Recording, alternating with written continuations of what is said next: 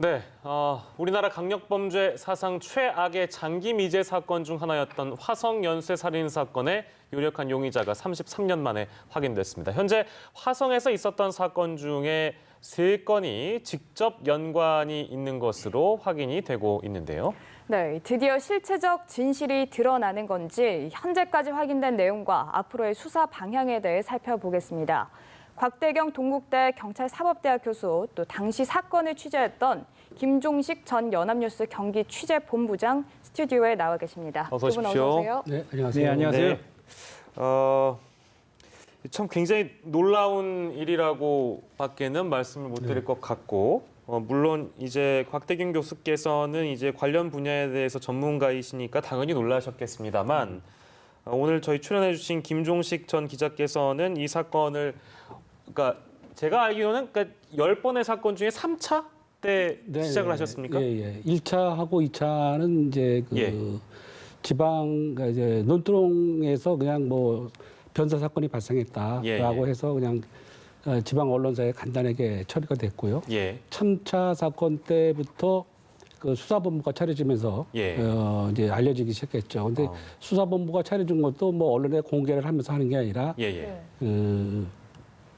국회의원이 그 수사본부가 차려진 곳을 경정하면서 국회의원이 또 그 본부를 경정하게 찾아가면서 이제 그것을 제가 알고 미리 알고 가서 국회의원보다 먼저 가서 이제 그 보고 자료를 보면서 처음 기사를 처리하게 됐죠. 그러니까 시간이 그러니까 3번째 사건부터 어떻게 보면 기자로서 그 사건을 좀 더 가까이서 들여다볼 수 있는 시기적으로는 그렇습니다.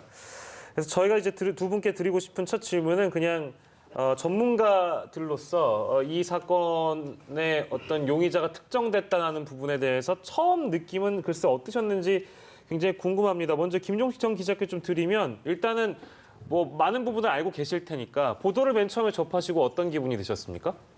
일단 용의자로 지정됐다는 얘기를 들으니까 더 가슴이 좀 짠한 마음이 있었고요. 일단 처음 생각난 게 논바닥에서 논두렁에서 그 피해자 유족의 어머니, 아버지들이 멍하니 멍한 그 자세로 논을 보면서 눈에 눈물이 글썽했던 그런 게 좀 기억이 났습니다. 그래서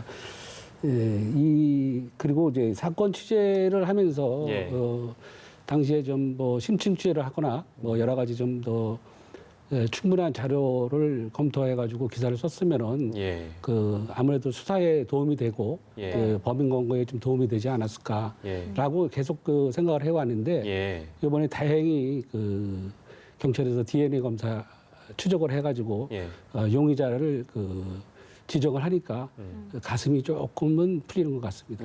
뭐 경찰의 노고에 어떤 감사드린다는 말씀인 것 같고 더불어서 그때 당시에 이제 취재를 하셨던 그때 당시 장면을 회상하시면서 유족들의 모습이 기억난다는 말씀이셨습니다.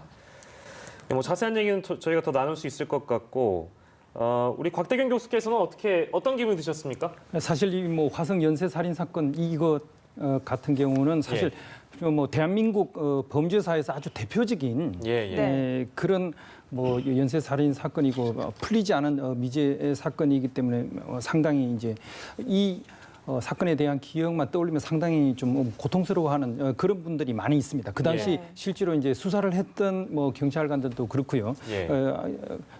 학문적으로 이제 공부하는 저희들도 이 사건만 보면 여러 가지 이제 아쉬움이 남는 그런 사건이었는데 결국 이 사건을 저지른 어떤 진범의 어떤 DNA 이런 것들이 어느 정도 이제 확정이 돼 간다 이런 이야기를 듣고 정말 어둡고 긴 터널에서 아주 한 줄기의 그 빛이 비치는 그런 느낌을 받았습니다. 그래서 사실 이 사건을 수사했던 사람들은 이 소식을 듣고 굉장히 이제 감격했다 뭐 그랬는데요. 결국 그 완전 범죄는 없다. 라는 그런 저희들 이제 범죄학에서의 격언이 있는데 그것이 그래도 현실에서 이제 실현되는 거 아닌가 하는 그런 뭐 감격을 느꼈고 그리고 결국 중요한 것은 경찰이 끈질기게 수사하는 것, 예. 그리고 과학 수사를 통해 가지고 확실한 물적 정보를 확보해서 이제 분석하는 게 얼마나 중요한가 그런 걸 갖다 다시 한번 느껴본 그런 사건이었습니다. 사실 이게 30여 년 전에 발생했던 사건인 만큼 간략한 개요를 되짚어볼 필요도 있을 것 같은데요. 처음 사건이 발생했던 시기부터 시작해서 이렇게 33년 만에 용의자가 특정되는 지금까지 이 일련의 과정 한번 짚어주시죠. 네, 이 화성 연쇄살인 사건은 1986년부터 1991년까지 약 5년간에 걸쳐 가지고 10여 건의 성폭행 및 살인 사건이 이제 벌어진 겁니다. 네. 대략적으로 맨 첫 번째 이제 피해자 같은 경우는 70대의 그 노파였습니다. 네. 그런데 전체적인 사건의 어떤 성격들을 보면 성폭행을 하고 그리고 피해자들 주로 이제 자신들이 그 입고 있던 스타킹이나 옷, 브라우스 이런 걸로 그 결박한 상체에서 이제 유기를 한 뭐 그런 특징들이 있었고요. 그리고 이제 신체 부위를 갖다 굉장히 심하게 이제 손상을 시킨 그런 사건이었기 때문에 사실 이제 피해자 사체를 보면서 수사했던 경찰관들 굉장히 고통스럽다, 끔찍한 네. 그런 모습들을 보고 굉장히 울분을 토로하고 반드시 이 범인을 잡고 싶어하는 당시의 수사 경찰관들이 굉장히 많았고 예. 유감스럽게도 이게 이제 범인을 갖다 잡지 못하고 네. 퇴직을 하게 된 그런 분들도 굉장히 범인을 못 잡은 거에 대해서 굉장히 그 안타까워하면서 꼭 이 반드시 이 범인은 잡아야 된다. 이것은 이제 공소시효와 상관없이 예. 이 범인을 잡아가지고 사건의 실체를 전 국민 앞에서 이제 꼭 밝혀야겠다는 그런 어떤 결의를 다지기도 했었습니다. 예. 이게 그 살인의 추억이라는 영화로 모든 국민들에게 잘 알려져 있겠습니다만 이 사실 사건 자체가 저희가 어떤 일들이 있었는지 방송에 표현하기가 좀 힘들 정도로 굉장히 끔찍한 내용들이 많아서 일일이 다 언급을 할 수는 없습니다. 이제 그 점을 시청자 여러분들께 좀 양해를 구하고 일단 그때 당시에 이제 직접 현장에서 취재를 하셨던 김종식 전 기자께서는 이 화성 연쇄 살인 사건이라는 지금 저희가 자막으로 내보내고 있는 바로 저 표현을 처음 이제 국내에서 쓰신 분이라고 알려져 있습니다. 네, 그렇습니다. 그게 뭐 이제 어떻게 그럼 이 표현을 쓰게 되신 건지 그 기원을 좀 말씀해 주시면 좋을 것 같아요. 아까 말씀드렸지만 예. 그 국회의원한테 보고하기 위해서 예. 수사본부에서 예. 취재를 하다가 그때만 해도 경찰이 기자들한테 자료를 잘 안 줍니다. 예. 그런데 이제 뭐 국회의원 비서관 뭐 이런 식으로 사칭을 해서 예. 그 자료를 얻어가지고 예. 보니까 자료가 엄청납니다. 그 뭐 부슬부슬 비가 오는 날 예. 빨간 옷을 뭐 입은 여성, 예. 그 논두렁을 치러 귀가하는 여성, 예. 뭐 이런 그다음에 그 속옷으로 그 몸을 결박하고 예. 강간하고 살인하고 예. 이런 것들이 동일한 수법이 세 건이 다 돼 있더라고요. 수법도 동일했고. 예, 예. 네네네. 아주 끔찍하죠. 그래서 예. 그때부터 이제 사건을 취재했는데 당시 처음에는 이 사건을 취재하면서 뭐 이런 사건이 잇따라 발생했다. 예, 예. 화성 논두렁에서 뭐 이런 사건이 발생했다. 이런 식으로 예. 썼는데 예. 그 후에 다시 4차 사건이 발생하거든요. 좀 있다가. 예, 예. 근데 그때부터 이제 연쇄 부녀자 연쇄 강간 살인 사건. 예. 그러면 이런 식으로 쓰다가 한 4차, 5차 되면서부터 예. 화성 연쇄 강간 살인 사건이라고 뭐 화성 살인 사건 이런 예. 식으로 나오게 됐죠. 그러니까 시점은 3차 이후에 이제. 예, 그렇죠. 3차 이후에는 처음에는 뭐 잇따라 발생, 뭐 예, 독일 예, 사건 이런 식으로 나가다가 예. 그다음부터 3차, 4차, 5차 이렇게 진행하면서 예. 연쇄 강간, 연쇄 살인 사건 이렇게 이름이 나온 것 예, 같습니다. 우리 기억에 이제 지금도 저희가 쓰고 있는 이 화성 연쇄 살인 사건을 어떻게 이제 시작하게 되셨는지, 어떻게 그렇게 쓰기 시작하게 되셨는지 저희가 여쭤봤고, 뭐 계속 이제 언급해 주셨습니다만 수사본부가 마련될 때부터 뭐 취재를 시작하면서부터까지 보면 취재가 참 쉽지 않았던 정황들이 많이 있었다고 저희가 예, 들었습니다. 예, 예, 예. 어떤 정황들이 있었습니까? 일단 그 수사가 진행되면서 답보 상태가 계속되면서 예. 이제 경찰이 그 징계를 당하거나 예. 뭐 이런 그 일이 벌어지죠. 이런 벌어지면서 예. 기자들한테 그 항고를 하게 되죠. 항고를 하게 되는데 예. 그러니까 기자들한테 취재 활동을 편하게 놔둘 수가 없죠. 그러니까 잘 알려주지도 항상, 않고. 예, 항상 그 실랑이를 하게 되는데 예. 한 번은 제가 그 4차 사건 때로 기억을 하는데요. 4차 정도. 예, 그때 하는데 그 피해자 유족 그 집에를 갔어요. 예. 그때는 이제 사건이 발생한 지 얼마 안 돼 가지고 예. 그 현장에 그 경찰관도 다 같이 있었고 예. 수사를 하고 있고 저도 취재를 갔으니까 예. 그래서 뭐 당시에는 제가 수원회를 담당하는 사건 기자였으니까 예. 화성 경찰들하고 잘 몰라 가지고 예. 그냥 뭐 경찰도 여러 명이 있으니까 저도 뭐 경찰이다 하고 들어가고 예, 경찰이라고 이제 말씀을 먼저 하고 하시고 들어가서 이제 같이 하는데 우연치 않게 이제 거기 가족을 만나 가지고 예. 이 방에 들어가서 예. 이제 가족과랑 통을 취재를 했죠. 예. 취재를 하고 나오는데 그 과정에서 취재한 내용을 알았으니까 기자가 예. 알았으니까 이제 그 중에서 아는 경찰관이 기자라고 판단하고 예. 알고 이제 나가는 걸 막죠. 집에서 못 나가게. 아. 그래서 제가 한 2시간 동안은 사실상 뭐 감금 상태라고 얘기하네요. 제가 예. 나가지를 못했죠. 그래서 예. 저는 그때 이제 아주 그 어린 기자 정도였으니까 몇 년 차 안 된 기자였으니까 예. 저는 그 기사를 나는 내보낼 수밖에 없다고 얘기를 했고 예. 그 경찰관은 그러면 누구한테 얘기해야 되느냐 그래서 우리 데스크한테 얘기해야 된다 그러니까 데스크 그때는 뭐 삐삐 정도 있을 상대 했었는데 예. 예. 데스크한테 가서 데스크를 어떻게 수원에서 찾아가지고 예. 데스크가 식사하는 데까지 찾아가서 예. 좀 봐달라라고 해서 일단 뭐 알았으니까 뭐 너 돌려보내라 기자를 예, 가서 예, 달라고 예. 그래갖고 나오자마자 예. 전화로 송구한 기억이 납니다. 아, 그러셨군요. 굉장히 어려운 상황들이 많이 있었다는 말씀이신데 이게 짧게 이 부분도 저희가 한번 짚어봐야 되는데 경찰의 강압 수사 논란 이건 어떤 얘기인가요? 경찰의 그 당시에는 그 과학 수사라는 거는 거의 없었습니다. 네. 그냥 앉아서 그 옛날에 파출소에 가서 보면은 예. 파출소에 근무하는 경찰관이 이때 당시는 말씀이죠. 예. 경찰관이 뭐 판사 역할까지 예를 들어서 도난 사건이 조그만 절도 사건이 오면은 뭐 피해자 가해자를 불러서 혼내주고 예. 뭐 합의시켜주고 내보내는 무슨 약간 뭐 정이 있었다고 그러나요? 네네. 그런 식의 있었으니까 뭐 과학 수사라는 게 거의 없었죠. 그래서 이제 하다 보니까 이 사건은 커지고 범인은 안 잡히고 예. 하다 보니까 이 주변에 있는 사람들이 그 젊은 사람이 범인일 가능성이 크다라고 하면 그 목장에 주로 외부인이 많이 와 있는데 그 예. 외부인일 수도 있으니까 그 목포들을 상대로 채모를 강제로 채취해서 예. DNA를 뭐 의뢰한다든가. 굉장히 많은 사람들은 그러면 다 의뢰를 했겠네요. 그렇죠. 그래서 화성의 목구는 거의 다 채모를 채취했다고. 그게 뭐 한 몇백 명 단위 뭐 이렇습니까? 그렇습니다. 그 정도는. 그래요? 예. 그러니까 그걸 가지고 그때 당시에 국과소에 가서 예. 하는 게 아니라 예. 뭐 좀 선진국에 가서 그 DNA 검사를 하다 보니까 예. 시간도 많이 걸리고 또 정확지도 않고 예. 뭐 이런 어려움이 있었습니다. 말씀 들어보니까 이제 여러 측면에서는 좀 살인의 추억이라는 영화에 드문드문 등장했던 예, 그런 맞습니다. 어려움들이 좀 보입니다.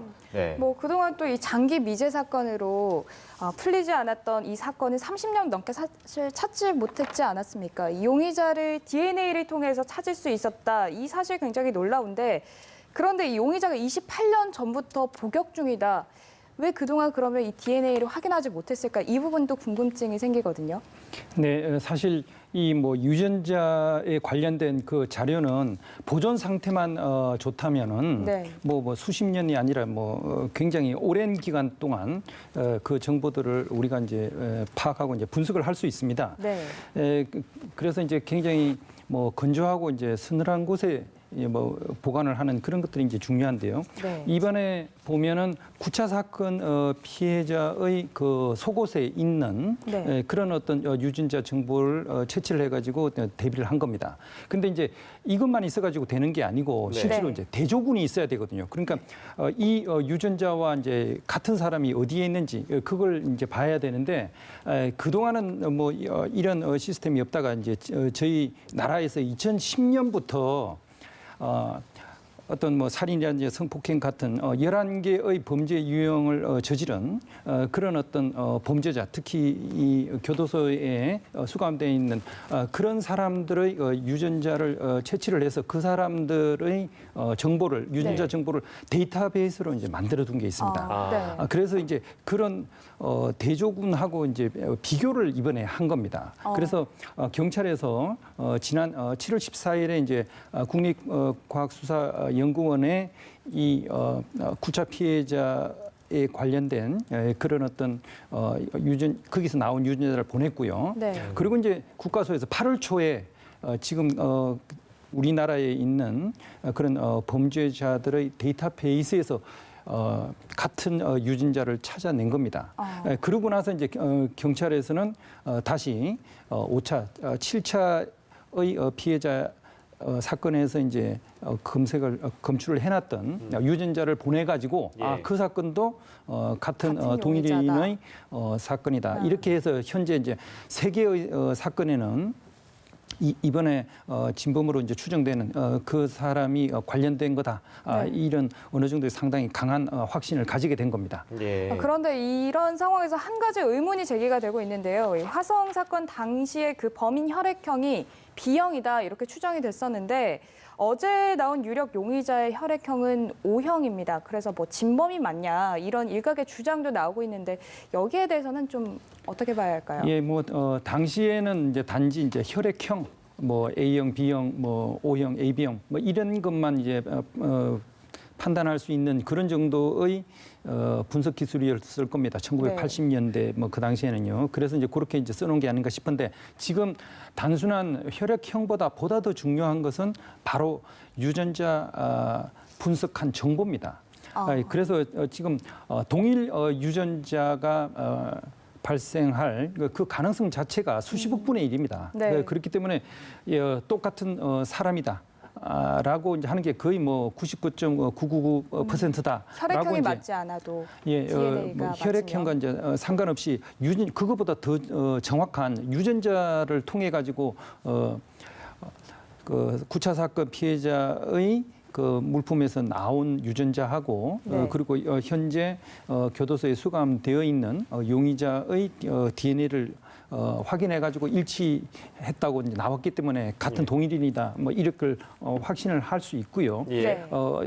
왜 이제 B형으로 이제 당시에 그렇게 이제 기록했는지 그거는 한 번 더 이제 조사를 해볼 필요가 있는데 단순한 혈액형 4개의 혈액형으로 구분한 것보다도 유전자 분석해 가지고 양쪽의 유전자 정보가 일치하는 그런 걸 확인한 게 보다 더 정확한 거다. 그렇게 이야기 드릴 수 있겠습니다. 네. 이게 공소시효에 대한 문제가 있어서 이 부분을 끝으로 저희가 좀 오늘 마무리를 해야 될 것 같은데요. 공소시효가 만료돼서 뭐 처벌이 불가능한 상황이다. 뭐 그러다 보니까 뭐 수사에 대한 실효성이나 이런 부분들에 대한 문제가 또 지적사항이 좀 있어서 끝으로 우리 기자께서는 이 공소시효 만료에 대한 어떤 아쉬움이 좀 있으실까요? 어떻습니까? 네, 공소시효 만료가 됐지만 그 국민적 관심과 역사적 진실을 밝히는데 꼭 필요하다. 경찰의 수사가 꼭 필요하다라고 생각을 합니다. 경찰이 그동안에 자신의 아픈 화성 연쇄 살인 사건을 들춰내면서도까지 이번에 DNA 검사 결과를 발표했듯이 앞으로도 이런 사건, 미제 사건에 대해서 계속 밝혀서 역사적 진실, 유가족의 아픔을 조금이라도 치유하는 그런 결과가 됐으면 좋겠습니다. 예, 오늘 말씀은 여기서 줄이도록 하겠습니다. 오늘 두 분과 함께했습니다. 곽대경 동국대 경찰사법대학 교수 그리고 당시 사건 취재했던 김종식 전 연합뉴스 경기 취재본부장과 함께 이야기 나눠봤습니다. 두 분 고맙습니다. 고맙습니다. 예, 수고하세요.